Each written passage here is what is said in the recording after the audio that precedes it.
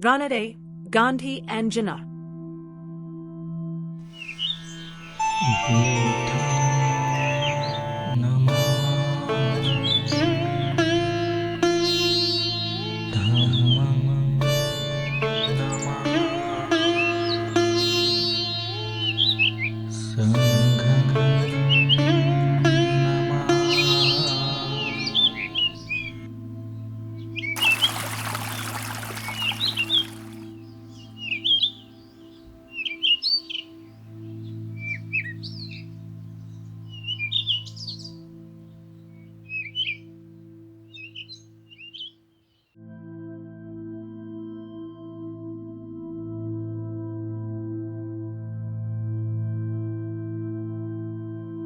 Seven. How does Ranade compare with others?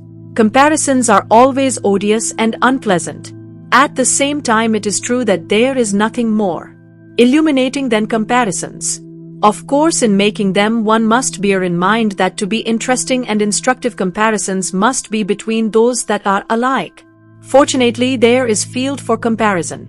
Ranade was a social reformer, and as a social reformer he could be usefully compared with other social reformers. Particularly illuminating will be the comparison between Ranade and Jotiba Phule. Phule was born in 1827 and died in 1890. Ranade was born in 1842 and died in 1901. Thus Phule and Ranade were contemporaries and both were foremost social reformers. Some may perhaps demur to the wisdom of comparing Ranade with other politicians. This can only be on the ground that Ranade was not a politician. To say that Ranade was not a politician is to impose a very narrow and very restricted meaning upon the term politician. A politician does not merely trade in politics, but he also represents particular faith covering both the method as well as the metaphysics of politics. Ranade was the founder of a school of politics which was distinctive for its method as well as for metaphysics. Used in this sense, Ranade was a politician and could be usefully compared with other politicians. Comparisons of Ranade with social reformers and with politicians cannot but be illuminating, and there is enough material for such comparisons. The question really is one of time and taste. Time will not permit any extensive comparison of Ranade being made both with social reformers as well as with politicians. I must really choose between comparing Ranade with social reformers or with politicians. This is a matter of taste. Left to myself, I would have preferred to use my available time to compare Ranade with Phule, for I regard social reform more fundamental than political reform. Unfortunately, my taste is different from the taste of the audience, and I feel that in detaining the audience I must be guided more by its likes and dislikes than my own. The ardor for social reform has cooled down. The craze for politics has held the Indian public in its grip.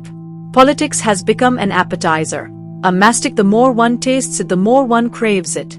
The task I am undertaking is a very unpleasant one, and if I venture upon it, it is only because it is my duty to expound fully and the desire of the public to know truly the value of Ranade's political philosophy and his place among politicians of today. Who are the present-day politicians with whom Ranade is to be compared?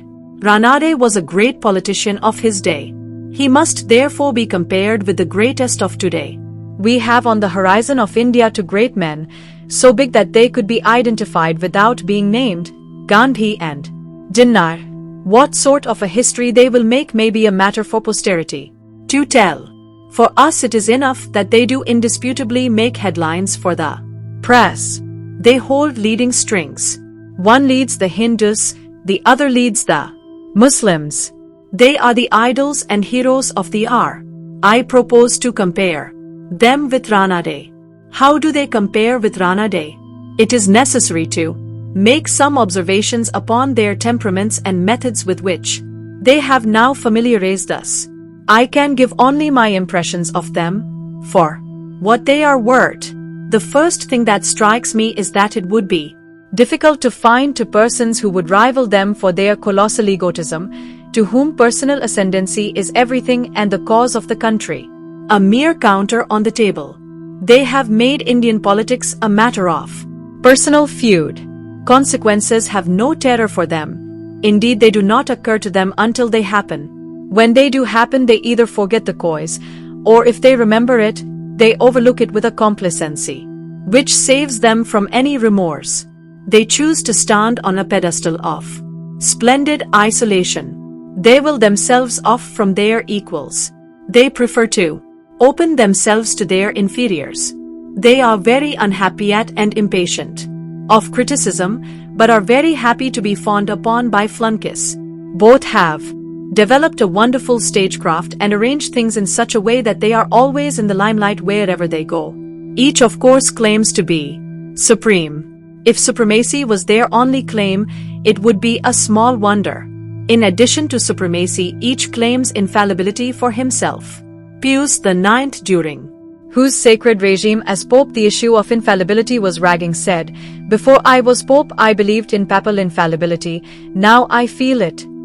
This is exactly the attitude of the two leaders whom Providence, may I say in his unguarded moments, has appointed to lead us. This feeling of supremacy and infallibility is strengthened by the press.